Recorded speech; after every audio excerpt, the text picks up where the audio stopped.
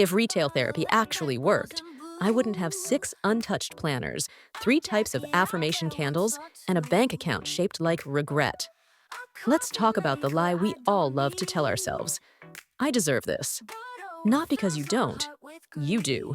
You deserve rest, joy, comfort, healing. But buying a $60 blanket that looks like sushi isn't giving you any of those things. It's giving you sushi fleece. And a little regret. And maybe a passive-aggressive email from your credit card company. This video is about the deeply emotional spiral we call retail therapy, why it feels so good, why it usually backfires, and how to tell when your shopping habits are actually just emotional sabotage in a cute tote bag. So if you've ever blacked out at Daiso and woken up surrounded by sparkly nonsense and no emotional growth, this one's for you. Hi, I'm Jane. I talk about slow wealth, soft budgeting, and the very loud emotional purchases I've made in the name of healing. I've bought yoga mats I never unrolled. I've impulse shopped my way through stress, heartbreak, and 3 p.m. boredom. And I've come out the other side with a deeper respect for my wallet and the nonsense I used to justify. Let's unpack why you shop when you're sad and what you can do instead. The psychology of retail therapy. Let's get real. Shopping feels like self-care. For about 9 minutes, your brain loves a hit of dopamine, the feel-good neurotransmitter. You could go meditate, eat a balanced meal, or have a meaningful human interaction. But why do that when clicking Add to Cart is faster, shinier, and comes with a tracking number? Retail therapy preys on that shortcut. It's like putting a sticker over a check engine light. You don't solve the problem. You just stop looking at it for a while. What's worse? It feels productive. You think, I'm investing in myself. I deserve this. This is part of my healing journey. No, babe. You're just tired and vulnerable, and the $45 gratitude journal isn't going to excavate your trauma for you. Here's the science. Dopamine spikes when you anticipate getting something, not even when you receive it. That's why scrolling shopping apps is addictive. Loss aversion makes you think, if I don't buy this now, I'll miss out forever. Emotional regulation failure means you're not even aware that what you're doing is avoidance in a cute outfit. So retail therapy isn't therapy. It's chemistry. And unfortunately, chemistry does not care about your financial goals. How emotional spending becomes a habit. Like all good vices, it starts innocently. You're having a rough day. You buy a candle. The smell is cozy. You feel slightly better. Your brain takes notes. Stress. Buy something. Feel better. Cue the loop. Now every time you're emotionally off balance, you subconsciously reach for your favorite coping tool, your wallet. This is how habits form. Not from dramatic decisions, but from tiny, consistent choices made during vulnerable moments. Emotional spending becomes your go-to because it gives you control. You can't control your life, but you can control your shopping cart. Distracts you from discomfort, rewards you with a temporary high. But like all bad exes, it leaves you feeling worse later. The guilt, the shame, the packaging pileup from your healing haul. And then the narrative creeps in. I'm just bad with money. No, you're not bad with money. You're just not emotionally fluent yet. You're using spending to express things your words haven't caught up to. The cost you don't see. Let's talk about the receipts, not the ones in your inbox, the ones you feel.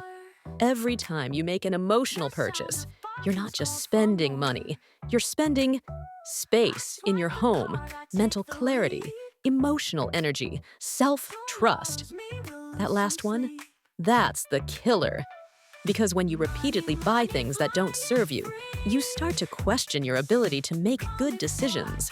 You tell yourself, I can't budget. I have no self-control. I always screw this up. And slowly, you start to believe those things.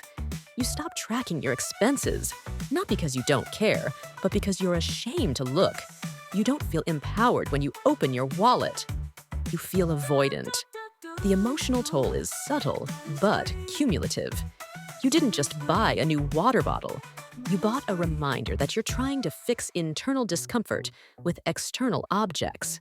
Again, pause here and tell me in the comments. What was the last thing you bought when you were feeling emotionally off? No shame, just awareness. We're learning together through pain. The fantasy trap. Here's where it gets really sneaky. You think you're buying a planner.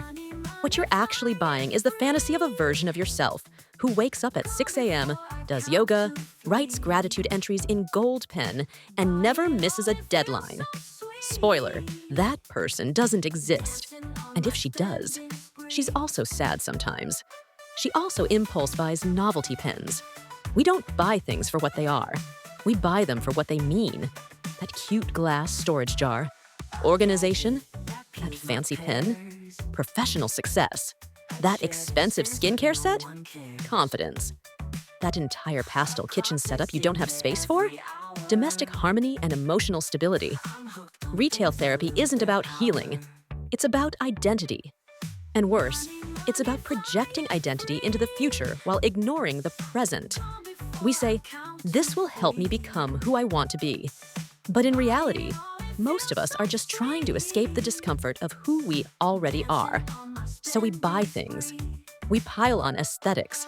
We hope the fantasy becomes real.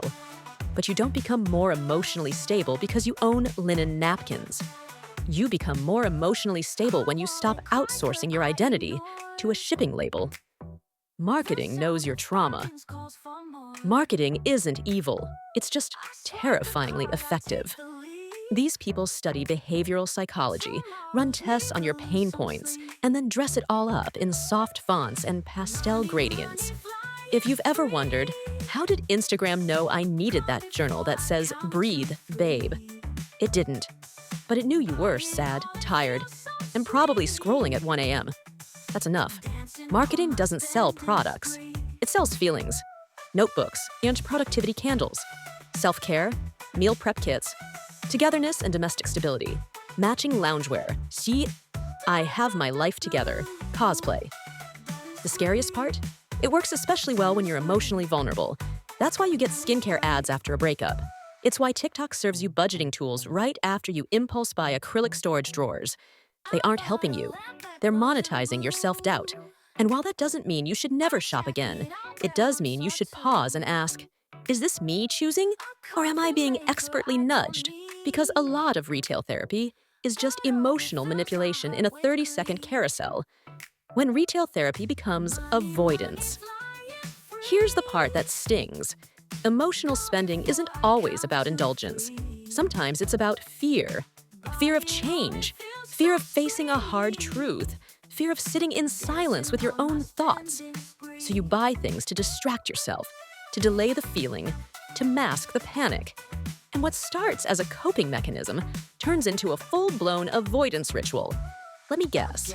You had a tough conversation, bought a new notebook to process it.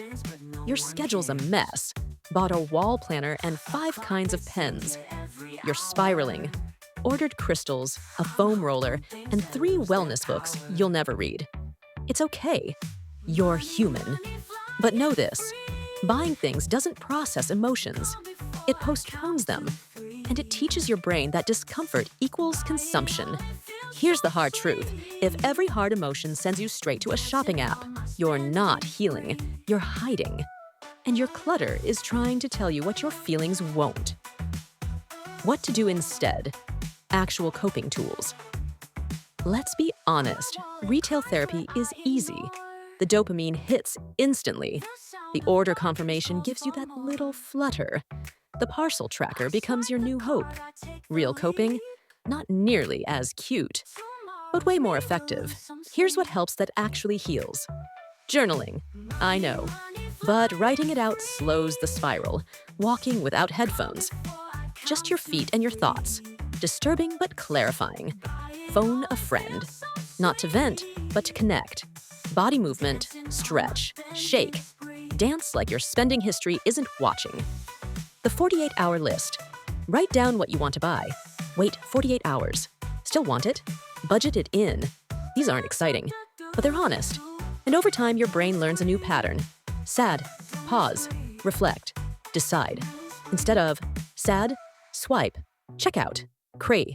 It's not about never buying things. It's about buying from intention, not emotion. Want a real treat budget? Create a healing fund. Spend joyfully, but not reactively. Creating a gentle budget you can trust. You don't need a spreadsheet that yells at you. You need a budget that speaks your emotional language with boundaries. Start by separating your spending into 3 kinds: survival, the basics, stability, things that support your growth.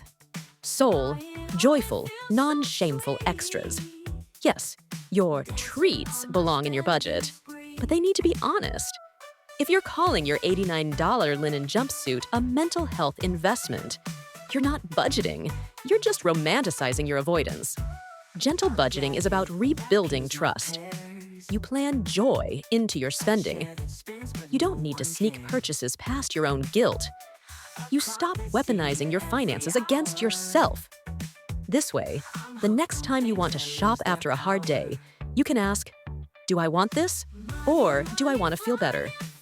If it's both, and the budget agrees, you're golden. If it's not, you wait. And you trust that the impulse will pass. Spoiler, it always does. So, where does that leave us? Retail therapy is the emotional band-aid you keep slapping on a wound that needs stitches. It's fast, it's pretty, and it comes with free shipping. But it doesn't heal. It hides. You don't need to stop spending. You need to start spending consciously. Not out of boredom, not out of sadness. And definitely not because a pastel ad told you that bath salts will fix your inner child. You are not a broken thing to be fixed by things. You are a fully feeling human trying to survive capitalism with your sanity and your bank account intact. That's heroic and messy and beautiful. So be gentle with your feelings, with your money, and with the weird, deeply human ways we try to cope. This isn't about judgment. It's about awareness. And once you have that, you get to choose. So here's your assignment. Comment below with the most unnecessary healing purchase you've ever made. Not to shame you, but to set you free. We're laughing through the cringe and growing through the clarity. Like this video if it hurts your feelings in a productive way. Subscribe if you're ready for gentle budgeting, chaotic confessions, and financial healing with a side of sarcasm.